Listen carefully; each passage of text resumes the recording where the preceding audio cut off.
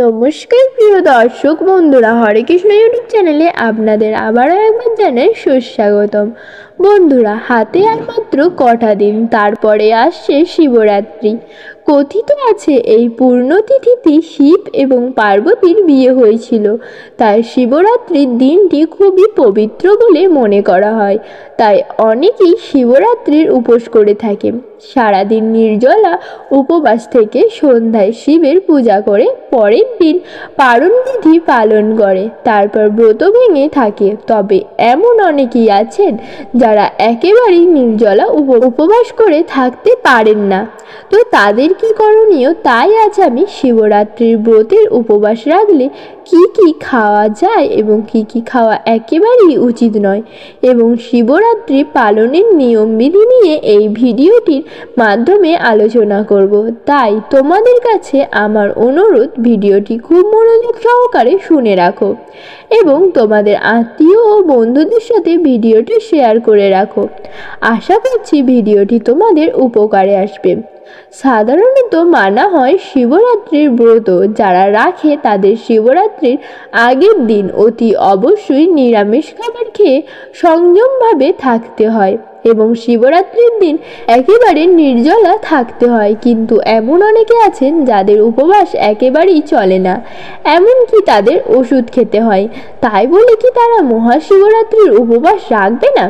না বন্ধুরা, এমনটা ভেবে মন খারাপ করার কোনো দরকার নেই।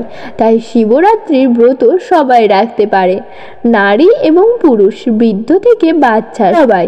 আর এমনিতেই ভগবান শিবের পূজা করা অত্যন্ত শুভ বলে মানা হয়, তাই সবার উচিত এই শুভ দিনে শিবের পূজা করা।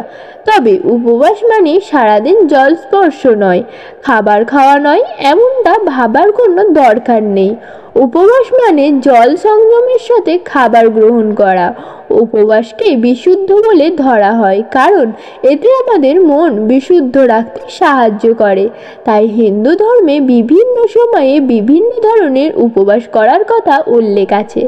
সাত্ত্বিক খাবার খেলে আমাদের দেহ ও মন দুই শুদ্ধ থাকে।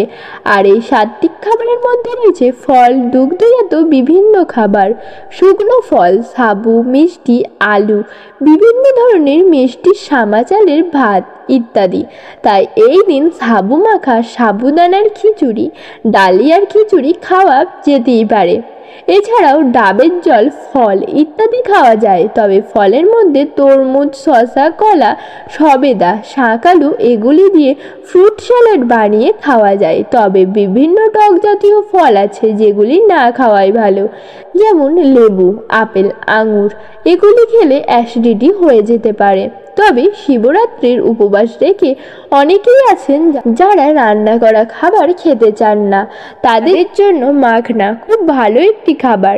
মাখনা দুধ একসাথে খাওয়া যায়, যেটা শরীরের জন্য অত্যন্ত ভালো। এছাড়াও উটোস খাওয়া যেতে পারে এদিন। এবার বলি বন্ধুরা, শিবরাত্রির ব্রতের উপবাস রাখলে কোন কোন খাবারগুলি একেবারেই খাওয়া যায় না। শিবরাত্রির দিনটি ভগবান শিবের ভক্তদের জন্য অত্যন্ত বিশেষ একটি দিন, আর ছোট থেকে বড় অনেকেই শিবরাত্রির ব্রত রেখে থাকে। তবে এই ব্রতের বিশেষ কিছু নিয়ম আছে, যেমন শিবরাত্রি করলে চাল এবং গোটা শস্য থেকে তৈরি খাবার খাওয়া উচিত নয়। আগের দিন সম্পূর্ণরূপে নিরামিষ খাবার খেতে হয় এবং পুজোর পরের দিন পারণ সম্পন্ন করে সেই দিনও নিরামিষ খাবার খেতে হয়। যেমন পেঁয়াজ, রসুন, মুসুরির ডাল এগুলি খাওয়া যায় না। শিবরাত্রির ব্রত রাখলে অ্যালকোহল পান করা একেবারেই নিষিদ্ধ রয়েছে। এদিন ভাজা বা পোড়া খাবার একেবারেই চলে না।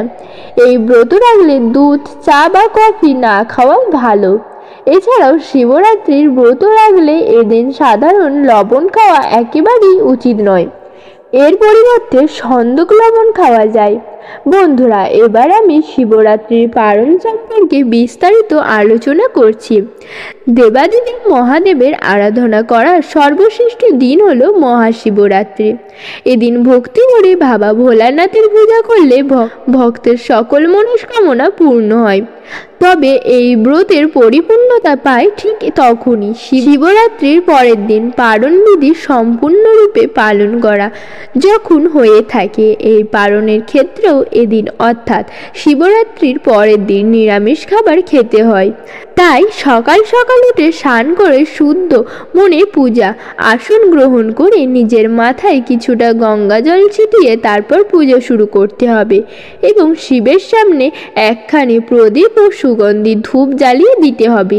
সেদিন খুব ভালো হয় যদি সকালবেলা উঠে নিজের হাতে দুধ, চাল ও মিছরি দিয়ে পায়েস বানিয়ে সেই পায়েস ভগবান শিবকে নিবেদন করা যায়। একইভাবে আগের দিনের পূজার সমস্ত ফুল, বেলপাতা সব সরিয়ে নিয়ে তারপর শিবলিঙ্গে খুব ভালো করে পরিষ্কার করে নিয়ে শিবকে একটু গঙ্গা জল এবং একটি বেলপাতা দিয়ে সামান্য একটি আতপ চাল দিয়ে তারপর আমাদের পূজা সম্পন্ন করে নিতে হবে। এরপর আমাদের আগে থেকে সাজিয়ে রাখা সামান্য নৈবেদ্য এবং নিজের হাতে বানিয়ে রাখা পায়েস ভগবান শিবকে নিবেদন করতে হবে এবং ওই দিন প্রসাদী পায়েস বাড়ির সকল সদস্যকে একটু একটু করে দিতে হবে। এরপর শুভরাত্রি ব্রতকথা পাঠ করে তারপর পারণ সম্পন্ন করতে হবে। খুব ভালো হয় যদি এদিন কোনো ব্রাহ্মণকে ভোজন করানো যায়, আর না পারলে নিজ সাধ্যমতো দক্ষিণা কোনো শিব মন্দিরে গিয়ে দিয়ে আসলেও হয়। তাহলে বন্ধুরা, আজকের ভিডিওটি এই পর্যন্তই। আশা করি সকলের ভালো লেগেছে। হর হর মহাদেব।